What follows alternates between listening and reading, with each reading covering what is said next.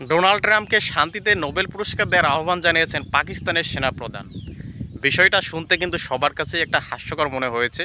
সবাই তো একদম রীতিমতন অবাক হয়ে গিয়েছে। আসলে এই নিউজটা শোনার পর ভাবলাম একটু আপনাদের সাথে আলোচনা করি।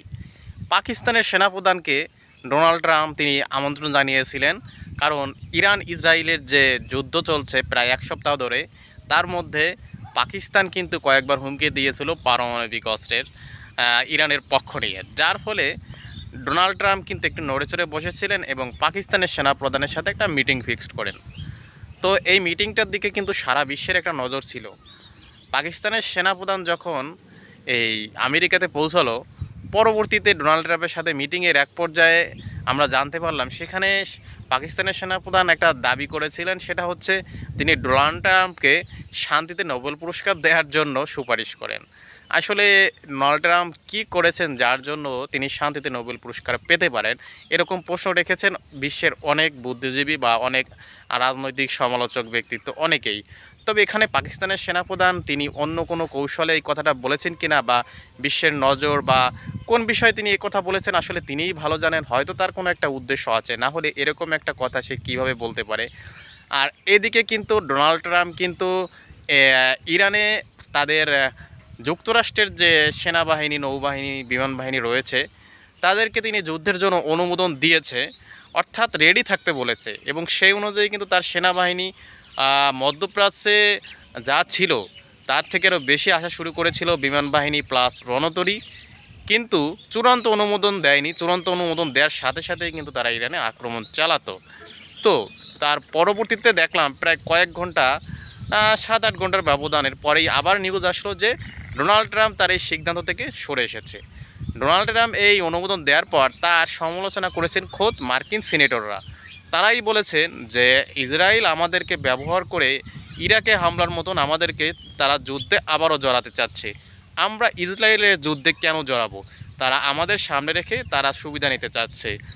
এরকম অনেক সমালোচনা। তারপর মেইন যে প্রভাবটা ফেলেছে আমাদের যেটা মনে হয় সেটা হচ্ছে উত্তর কোরিয়ার যে প্রেসিডেন্ট ফাটাকেস্টো, যাকে বলা হয় কিম জং উন, তিনি কিন্তু দারুস দুরুস করে মিসাইল মারছেন, বিভিন্ন হুমকি দামকি দিচ্ছেন। কারণ এই ব্যাটারে কিন্তু বিশ্বাস করা যায় না, কোন সময় কি করে বসে।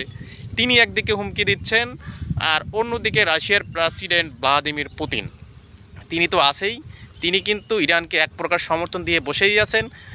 ইরান ডাইরেক্ট তার কাছে সাহায্য চাইলেই কিন্তু সে সব কিছু করবে, কারণ ইরান এখনও কিন্তু একদম অফিসিয়ালি তার কাছে কোনো সাহায্য চায়নি। তাই পুতিন সাহেব কিছুই করতেছেন না।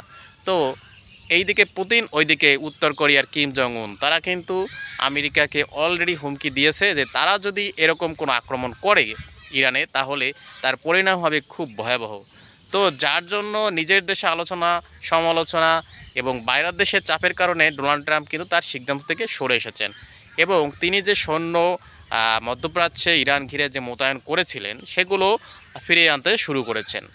এদিকে ইসরায়েলের যে লক্ষ্য ছিল ইরানে হামলার, তাদের পারমাণবিক স্থাপনাটা ধ্বংস করা, সেটা কিন্তু যুক্তরাষ্ট্রের যে B-250 বাংকার ব্লাস্টার বোমা যেটা নিয়ে আলোচনা হচ্ছে, সেটা ছাড়া কিন্তু কখনোই সম্ভব নয়। কারণ এই ইরানের এই পারমাণবিক স্থাপনাটা এতটা মাটির নিচে 260 থেকে 70 ফুট, যেটা ধ্বংস করা ইসরায়েলের পক্ষে কখনোই সম্ভব না, একমাত্র বিশ্বের আমেরিকা ছাড়া। কারণ তাদের কাছে এরকম কিছু বোমা আছে যেগুলো মাটির ভিতরে যে বাস্ট হওয়ার ক্ষমতা রাখে। তবে সেটাও যে সম্পূর্ণ একদম ধ্বংস হয়ে যাবে সেটাও বিশ্লেষকরা মানতে নারাজ। তো এই হলো বর্তমান যুদ্ধের পরিস্থিতি। তবে এখনও কিন্তু যুদ্ধ কিন্তু হামলা পাল্টা হামলা ইসরায়েল ইরানের মধ্যে চলছে। আগামীতে কী হয় সেটা কিন্তু এখনও আমরা বলতে পারছি না।